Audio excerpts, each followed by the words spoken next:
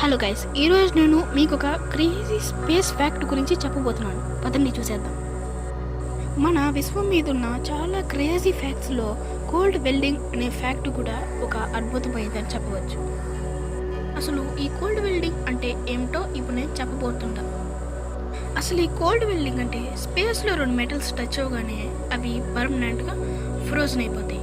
ఈ ఫ్రోజన్కి కారణం ఏంటంటే మన భూమి మీద ఉన్నట్టు స్పేస్లో అసలు ఎయిర్ వాటర్ అనేవి లేవు. స్పేస్లో ఎయిర్ వాటర్ లేనందువల్ల ఆక్సిడేషన్ చోటు చేసుకోదు. ఆక్సిడేషన్ అనేది ఒక కెమికల్ చేంజ్.